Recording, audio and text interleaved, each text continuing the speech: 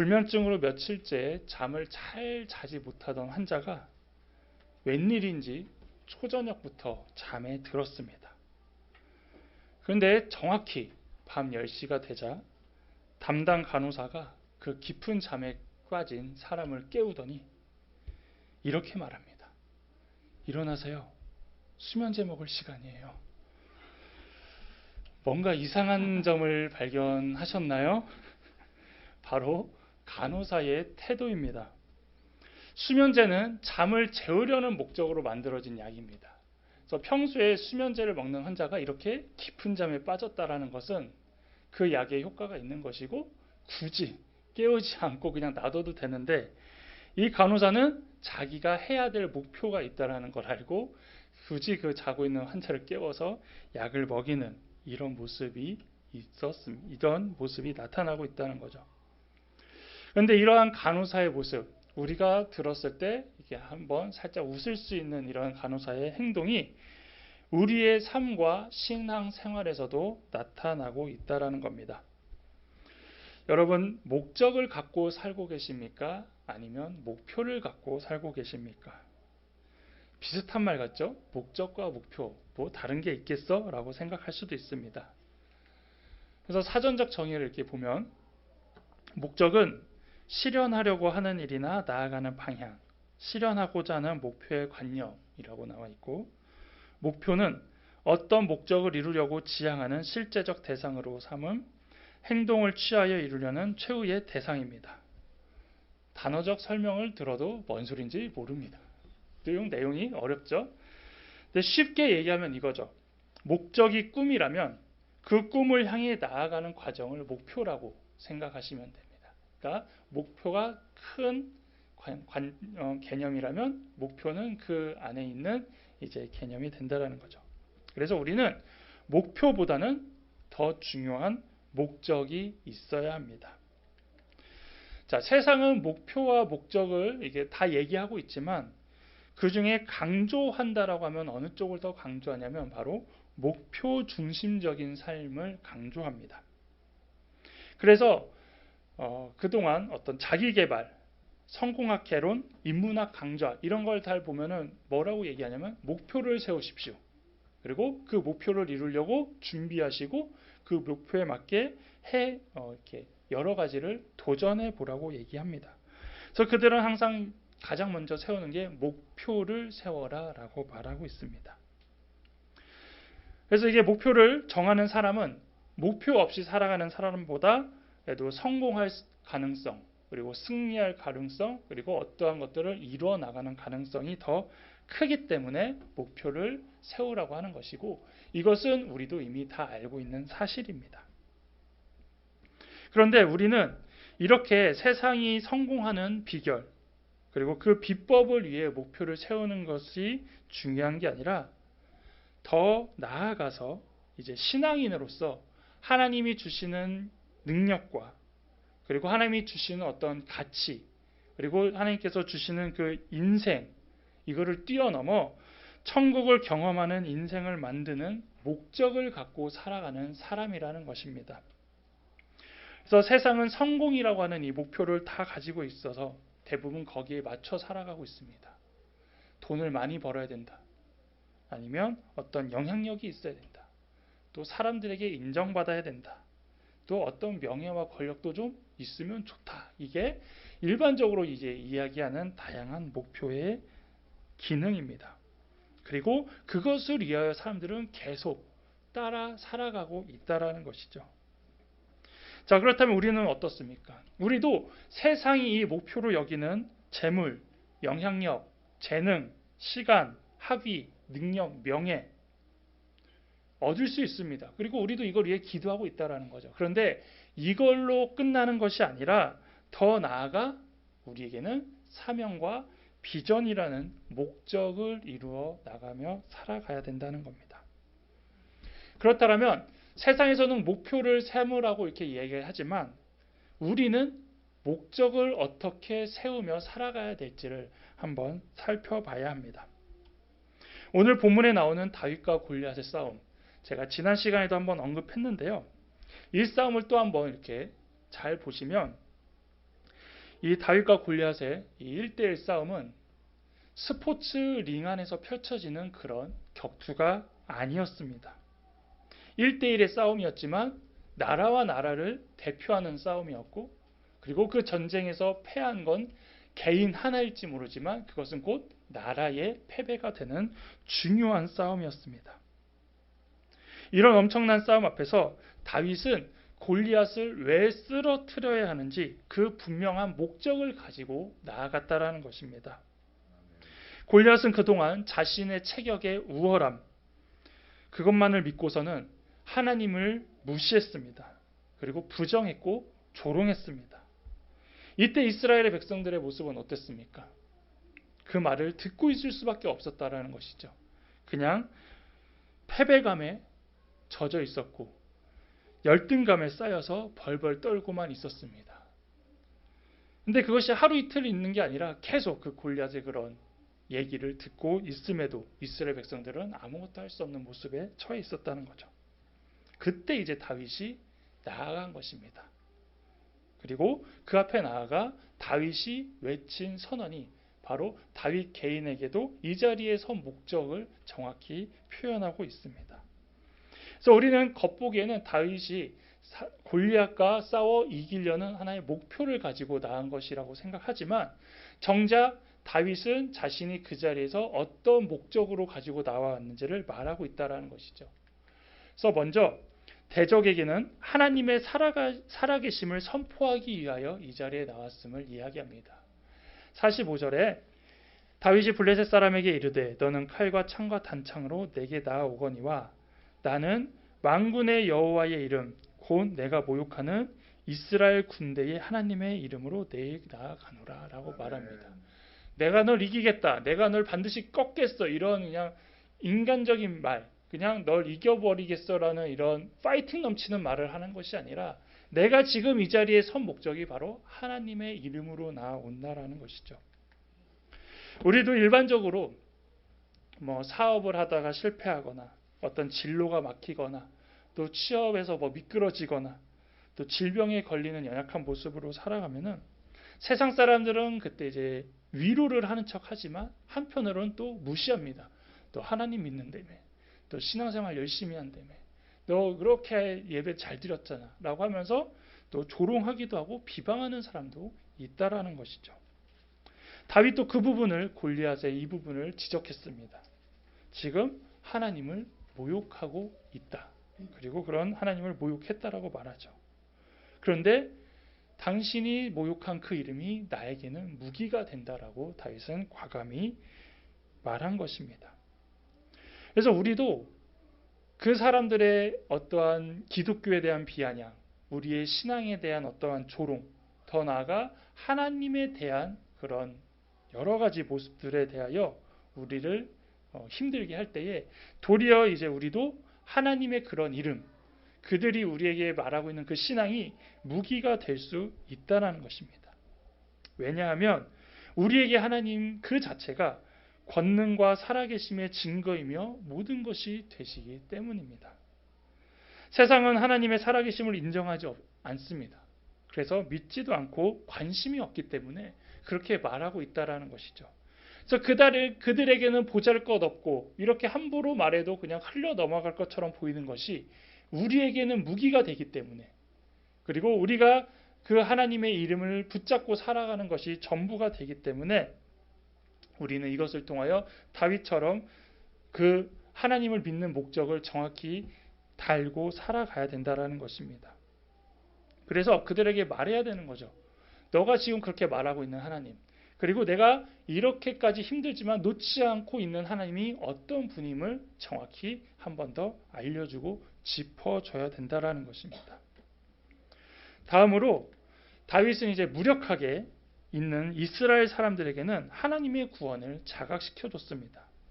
47절에 또 여호와의 구원하심이 칼과 창에 있지 아니함을 이 무리에게 알게 하리라. 이 선포는 이스라엘 백성과 블레셋 자손들에게 같이 한 얘기지만 그 중에서도 블레셋 자손들은 하나님에 대하여 이미 인정하지 않고 있기 때문에 하나님을 알고 있는 이스라엘 민족에게 한 이야기와 마찬가지입니다. 그동안 이스라엘 백성들은 어떻게 하고 있었습니까? 골리앗 앞에서 열등감에 쌓여 있고 싸울 생각조차 하지 않았다라는 것이죠. 그래서 지금 이런 상황 가운데 다윗은 화가 나고 있었다라는 겁니다. 골리앗에게는 지금 내가 믿는 하나님을 욕하고 있어? 그거에 대해서 화가 난 거는 뭐 믿지 않고 있기 때문에 그럴 수 있다라고 할 수 있지만, 하나님을 믿는 사람들이 지금 하나님의 이름을 모욕당하고 있으면서도 가만히 있고, 모욕당해도 이길 수 없다라는 그 열등감에 빠져서 아무것도 못하고 있는 이러한 이스라엘 민족들에게 한심한 모습으로 지금 나아가고 있다라는 것이죠. 그것은 무엇을 얘기합니까? 자신들은 하나님의 백성이라고 자신 있게 얘기하지만 결국 그들은 하나님을 잊어버리고 믿음마저 떠나서 두려움에 휩싸여 절망의 바위 뒤, 낙심의 숲을 뒤에 숨어서 어떻게 할 수 있을까? 이런 인간적인 모습으로만 있는 이 안타까운 모습에 다윗은 이렇게 선포하고 있다라는 것입니다. 그래서 다시 다윗은 알려주고 싶었다라는 것이죠. 하나님을 알지 못하는 사람에게는 하나님이 살아계심을 알려주는 것으로 끝났지만, 하나님을 믿지 않는 사람이라, 하나님을 믿고 있었던 사람이라면 현실적인 위기 앞에서 어떻게 하나님을 의지하고 그 하나님을 어떻게 경험할 수 있는지를 선포하고 있는 것입니다. 그래서 그분의 능력을 신뢰하지 못하는 이 이스라엘 백성들에게 전쟁뿐만 아니라 인생의 모든 것이 하나님께 달려 있다라는 것을 이 말씀과 이 선언을 통하여 자각시켜주고 있는 것입니다. 우리도 실제로 다양한 골리앗들과 싸우고 있습니다. 일반적으로 학생들은 진학이라는 골리앗, 청년들은 취업이라는 골리앗, 직장인은 승진과 성과라는 골리앗, 또 병상에 있는 분들은 질병이라는 골리앗과 계속 마주하고 있습니다. 이런 상황에서 많은 사람들은 목표만을 붙잡고 기도하고 있다라는 것이죠. 하나님, 제 눈앞에 있는 골리앗을 이기게 해주세요. 하나님, 돈이 필요합니다. 하나님, 이 병도 좀 고쳐주세요. 하나님, 이번에는 승진도 좀 하게 해주세요. 하나님, 이번에 뭔가 성과를 좀 얻게 해주세요라는 이런 목표를 가지고 기도하고 있다는 것이죠. 근데 현실적인 문제이기 때문에 당연하게 생각합니다. 왜냐하면 지금 내 눈앞에 있는 문제들이 해결돼야 다시 내가 평안을 찾고 여유가 있으며 하나님과 함께 할 수 있다고 생각하기 때문입니다. 그렇지만 하나님께서 이런 상황에 빠진 우리에게 요구하시는 것은 무엇이냐면, 바로 이러한 눈앞에 있는 목적을 이루는 것이 아니라, 목표를 이루는 것이 아니라 목적을 바라보시고 계십니다. 그래서 이렇게 질문하는 거죠. 그러면 그 돈 주면 어떡할 건데? 승진하면 어떻게 할 건데? 이 병 낫게 하면 어떻게 할 건데? 라면서 도리어 그 목적을 우리에게 되물어 보신다는 것입니다. 목적과 목표에 대하여 우리가 쉽게 할 수 있는 질문이 그겁니다. 여러분도 많이 들어보셨겠지만 왜 공부하냐라는 이런 질문입니다.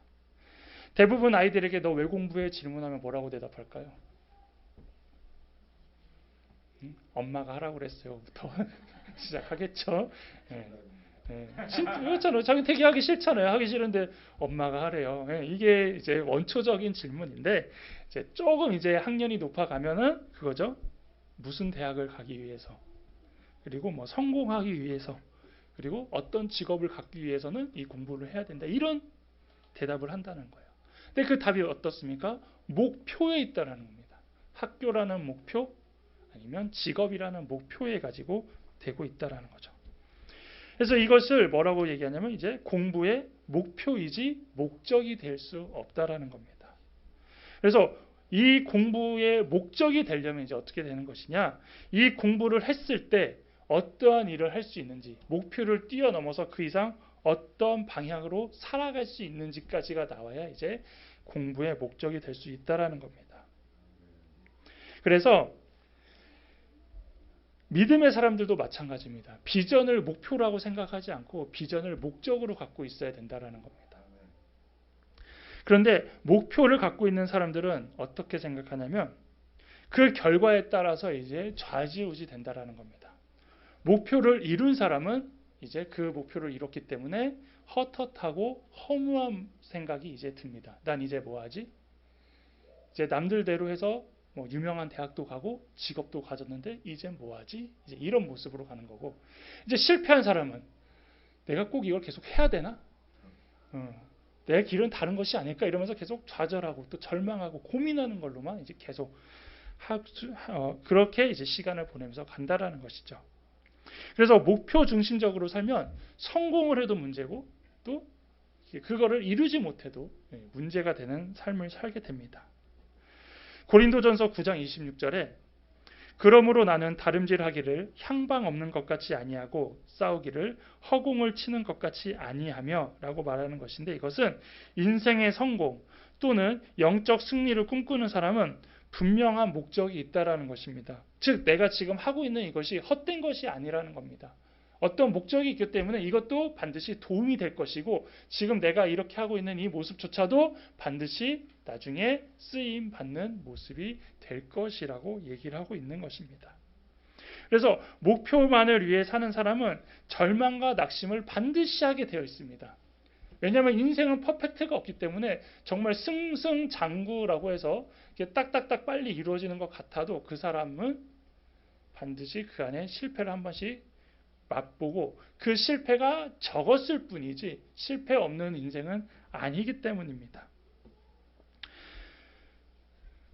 우리가 흔히 말하는 꿈과 비전은 그래서 목표와는 다르다는 것이죠. 앞에서도 얘기했지만 목표는 꿈을 실현하는 과정입니다. 과정이기 때문에 실패할 수도 있고 또 성공할 수도 있는 것입니다. 그런데 그것을 목표로 삼아버리면 이제 그것으로 끝나버리지만, 이제 목적을 향해 나아가기 시작하면 그것은 하나의 과정이기 때문에 성공해도 목적을 향해 갈 수 있는 것이고 실패를 해도 목적을 향해 계속 갈 수 있는 것을 알게 됩니다. 그런데 이 목표를 너무 치열하게 잡아버리기 시작한다면 궁극적인 목적을 잃어버리게 됩니다. 그러니까 목표에서 계속 실패하다 보면은 내가 정말 이걸 왜 하고 있을까? 내가 왜 이걸 끝까지 해야 되냐? 그래서 궁극적인 목적마저도 흔들려 버린다라는 겁니다. 처음에 목적은 그래, 나는 이렇게 하기 위하여 나는 이걸 준비하겠어. 나는 이러한 목적이 있어서 이것을 열심히 집중하겠어 해서 시간과 열정을 쏟지만 그 가운데 계속 실패를 맛보다 보면은 이게 목표일 때는 이제 목표에 휩쓸리다 보면은 이제 목적마저도 흔들리기 시작하면서 목적이 바뀌어버리는 그런 잘못된 삶도 될 수 있다라는 것이죠. 그래서 우리가 너무 목표에 치중하면 안 된다는 것입니다. 다윗도 골리앗을 쓰러뜨렸기 때문에 어떻게 보면은 목표를 달성했다라고 우리는 볼 수 있습니다. 이겼잖아요. 왜냐하면 다윗이 그 자리에 나간 것은 또 전쟁을 이기기 위한 하나의 목표가 있었잖아요. 그렇지만 다윗이 골리앗 앞에 선 목적은 정확히 하나님의 사람으로 살아가는 것이 어떤 것인지 보여주고 있다라는 것입니다. 그래서 다윗이 한 선포는 목표의 선포가 아닌 목적의 선포임을 우리는 알 수 있습니다. 그리고 이것이 하나의 과정이었음을 보여주는 것은 다윗이 골리앗을 무찌른 이후에도 다윗의 모든 인생을 통하여서 그의 목적이 어떤 목적이었는지를 잘 보여주고 있습니다. 다윗의 목적은 무엇입니까? 평생 하나님을 위해 살아가고 하나님을 드러내며 하나님의 기쁨이 되기 위한 것이 다윗의 목적이었습니다. 그리고 그 인생을 살기 위하여 다양한 목표들을 이루어 나갔고 실패한 부분도 분명히 있었다라는 것이죠. 하지만 다윗이 실패했을 때 흔들리지 않고 무너지지 않았던 것은 그 목적이 변치 않았기 때문입니다. 그리고 그 목적이 이루어지도록 하나님이 인도해 주심을 믿었기 때문에 실패 가운데서도 다시 일어날 수 있었고 회복할 수 있었다라는 것이죠. 그렇다면 우리는 어떻게 이제 바뀌어야 됩니까? 바로 목표 중심의 삶에서 목적 중심의 삶으로 바꾸셔야 합니다. 목적 중심의 삶이 되면 어떠한 목표를 이루지 못해도 크게 문제되지 않는다는 것입니다. 간단히 제 예를 들면 이렇습니다. 저도 이제 목회를 하기 위해서 고등학교 때부터 준비를 했습니다. 그래서 학교를 갔어요. 어딜 갔냐면 이제 신학교를 갔습니다. 재수하지 않고 갔어요.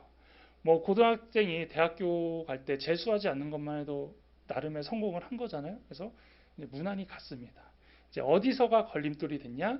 대학원이 걸림돌이 됐습니다. 이제 신학대학원은 이제 정해져 있기 때문에 나름 가는데, 저희 통합측교회는 전국에 7개가 있습니다. 그리고 이제 나중에 안 거지만 일반 대학교 나와도 가도 되는데 굳이 왜 신학교 갔나 그런 네, 그것도 그런 마음도 나중에 갖게 되지만, 아무튼 저 이제 통합증은 광나루 장신대를 가야 된다라는 이런 어떤 그 공식이 항상 있어요. 그래서 저도 이제 그 학교에 가기 위해서 열심히 준비하고 노력을 했습니다.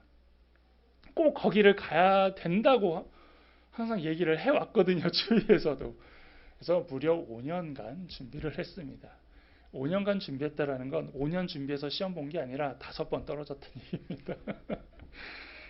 예. 근데 이제 그게 목표였다라면 이제 좌절하는 겁니다. 아, 이거 좌절했죠, 저도. 이게 맞나? 이 길이 맞나? 하나님 저 목사 시키려면 여기 가야 되는데 왜 계속 떨어뜨리세요? 목사 아닌가요? 접을까요? 뭐 이렇게 했습니다. 그런데 어느 순간 목적을 다시 알려주시는 거예요. 너 왜 신학하려고 그래? 너 왜 목회하려고 그래? 라는 그 목적을 보여주시자, 장신대만 가는 게 목사가 되는 길이 아닌데, 다른 학교를 통해서도, 제가 나왔던 이제 서울장신대를 통해서도 목사 안수 받을 수 있고 통합 측에서 목사할 수 있는데 왜 계속 장신대만 가지고 공부를 했냐라고 하면서 이제 하나님한테 혼났죠. 그래서 이제 준비해서 서울장신대는 이제 한 번에 이렇게 그동안 준비한 게 있었기 때문에 좀 이렇게 수월하게 갔는데, 바로 그 부분입니다. 목적을 놓치지 않으면 분명히 다양한 방법이 있고 다양하게 이루시는 하나님의 길이 있는데, 우리가 대부분 목적을 목표로 이제 삼아버리기 시작하면서 모든 길들을 막아버리고 그것밖에 없다라고 매달릴 때도 있다라는 것이죠. 그래서 목적 중심의 삶이 되면 목표 달성하지 못해도 또 실패해도 그렇게 삶에 크게 문제가 되지 않는다는 것입니다. 그래서 다른 방법을 찾을 수 있고 아직 모든 게 끝난 게 아니기 때문입니다. 그래서 목표를 이루는 성공을 한다 해도 교만하거나 나태해지지 않고 겸손하며 살아갈 수 있는 것은 하나의 과정이기 때문에, 그것을 이룬 게 전부가 아니기 때문에 성공한 사람들도 이거는 하나의 과정이다, 하나의 부분이기 때문에 충분히 하나님 앞에서도 겸손한 모습으로 살아갈 수 있습니다. 또한 실패했을 경우에도 절망하거나 다른 방법을 찾거나 여러 가지 기회를 또 기다리면서 준비할 수 있다는 것이죠. 그래서 그런 과정 가운데 이제 꿈과 비전을 향해 가는 모습으로 우리가 살아갈 수 있는 것입니다. 그러다 보면 이제 어떻게 됩니까? 더 나아가 정말로 하나님이 원하시는 것이 무엇인지 찾아가며 살아갈 수 있다라는 것이죠. 우리가 인생 가운데 가끔 나 뭐 하는 거지? 예, 특히 뭐 여자 성도들이 일을 쉬고 있거나 이제 좀 이렇게 여러 가지 모습들이 현실적으로 많이 막힐 때 하는 그런 생각들이긴 한데, 그게 바로 이런 부분입니다. 목적을 갖고 살고 있으면은 이런 과정을 통해서도 그러한 목적을 향해 살아갈 수 있는데, 그게 이제 목표다 보면은 이제 허무한 거예요. 내 인생이 이런 인생이 아니었는데, 내가 이러려고 공부한 게 아닌데, 내가 이러려고 이런 일을 한 게 아닌데, 이러면서 이제 조금씩 이런 단어를 어쩔 수 없이 쓸 수밖에 없지만 현타가 이제 오는 거죠. 현실타가 오면서 이제 고민에 빠지고, 그러면 이제 우울해지고 또 이제 좌절감도 느끼게 된다라는 것인데, 우리에게 그렇다면 하나님은 어떤 목적이 있느냐? 철학적인 질문을 참 많이 해요. 그래서 나는 누구이고, 나는 어디서고, 나는 어디로 가느냐. 이게 결국 우리가 이 세상을 살아갈 때 가장 많이 하는 질문 아닙니까? 그래서 내가 이 세상을 살아가는 목적을 안다라고 있으면, 내가 뭐 행복한 게 목적이야 그러면은 여러 가지 행복한 일들을 찾아가면 되는 것이고, 내가 또 어떠한 다양한 모습으로 나의 삶에 대한 것을 좀 추구해 보며 살아가고 싶다 그러면 그걸 이제 찾아가면서 살아가는 것들이 있는데, 우리는 이제 어떻게 목적들이 대부분 바뀌냐면 하나님을 믿는 순간 바뀐다라는 것입니다. 그래서 하나님을 모르기 전에는 세상적인 관점의 목표를 가지고 살아가고 있죠. 나는 이 세상에서 즐기고 살고 싶어. 나는 이 세상에서 돈 많이 벌어보면서 살아보고 싶어. 나는 이 세상에서 누리며 살아보고 싶어. 많은 사람들을 도와주며 살아보고 싶어. 이러면서 다양한 목적을 가지고 살아가지만 이제 하나님을 알았을 때는 그 목적을 보는 관점이 어떻게 바뀌냐면 하나님이 왜 나를 이 땅에 보내셨는가? 하나님이 왜 나를 이 땅에 존재하게 하셨는가? 라는 것으로 이제 질문이 들어가기 시작한다라는 것이죠. 그러면서 이제 이 땅에 보내신 목적, 나를 위해 뭘 하기 원하실까? 그래서 교회에서 하는 이제 교리교육, 우리가 세례문답 같은 거 할 때 하는 이 교리교육 중에 제일 1번, 요리문답 1번의 질문이 이겁니다. 사람이 제일 되는 목적이 무엇입니까? 즉, 사람이 이 땅에 존재하는 목적. 내가 지금 이 세상에 왜 있는 것인가? 라는 이 질문에 대하여 이렇게 답합니다. 사람이 제일 되는 목적은 하나님을 영화롭게 하고 영원토록 그를 즐거워하는 것입니다. 라고 이렇게 나와 있는데 이게 우리의 비전이라는 겁니다. 이게 우리의 꿈이라는 겁니다. 여러분에게 꿈과 비전을 가지라고 이제 아이들에게 얘기하지만 아이들의 꿈과 비전도 이거고 우리의 꿈과 비전도 이거라는 겁니다. 그리고 이 과정 가운데 나타나는 다양한 삶이 이제 우리의 인생이 되는 것이죠. 그래서 우리가 이러한 목적을 가지고 살아갈 때 우리의 신앙생활이 이제 말씀처럼 되어지는 것이고 그 모든 것들을 경험하며 살아가는 것이죠. 그래서 여러분 이러한 목적을 가지고 살아가면 어떻게 되냐? 우리의 기도가 바뀌기 시작합니다. 기도할 때 나의 목표와 나의 소원을 빌었던 기도라면 이제는 하나님의 나라와 하나님의 일을 위한 기도가 된다라는 것이고 이제 나의 뜻대로가 아닌 아버지의 뜻대로 되기를 기도하는 것이고 실패와 좌절, 절망과 고난 가운데서도 하나님이 왜 나에게 이러한 모습을 주시는지를 깨닫게 되고 그것을 극복할 수 있는 능력을 구할 수 있게 되는 것이며 그 안에 주시는 하나님의 위로와 소망을 바라보게 되고 견딜 수 있다라는 것입니다. 그리고 내일 일을 모르지만 두려워하지 않는 이유는 바로 하나님이 주시는 비전을 펼쳐가는 데 있어서 그것을 내가 하는 것이 아닌 하나님이 하시기 때문에 의지하며 살아가는 그것을 우리는 이제 믿음이라고 이야기할 수 있는 것이며 또한 작은 것에도 감사하고 언제나 충성되며 살아갈 수 있는 것이 바로 이 목적이 있기 때문에 우리는 이 목적을 가지고 살아가기 때문에 가능하다라는 것입니다. 여러분 이제는 눈앞에 있는 목표와 기대만을 갖고 살기보다는 하나님께서 알려주신 목적을 찾길 원합니다. 그래서 히브리서 11장 1절에 믿음은 바라는 것들의 실상이요 보이지 않는 것들의 증거니라고 말씀하십니다. 믿음을 갖고 산다라는 것이 곧 목적이 있기 때문입니다. 그 목적이 이루어지는 것은 바로 이 믿음이 이루어지는 것과 같다라는 것입니다. 그런데 그 방법과 결과 이것이 맞는지 틀린지 우린 잘 모르죠. 옳은지 그른지 잘 모릅니다. 그래서 하나님이 필요한 것입니다. 그 목적대로 살아가고 있는데 이렇게 살아가는 것이 맞는 건가? 하나님이 이게 맞는 겁니까? 누구에게 물어봅니까? 그래서 하나님께 물어보는 것입니다. 그래서 하나님이 알려주시고 판단하시고 여러분에게 들려주시면서 그 방법이 아니면 막으십니다. 그리고 그게 맞다고 하면은 시온의 대로로 열어주셔서 응답해 주신다는 것이죠. 이제는 하나님께 우리의 목표를 이루어달라고 기도하기보다는 이제는 하나님께서 원하시는 목적대로 살아가길 원한다고 기도해 보십시오. 그렇다면 하나님께서는 여러분은 그 각자에 맞는 목적대로 그 비전을 이루어 나가게 하시고 그 가운데 여러분들은 하나님을 경험하시며 더 풍성한 것으로 채워주실 것입니다. 또한 우리의 목표가 이루어지지 않았다고 실망하거나 하나님께 등지지 마십시오.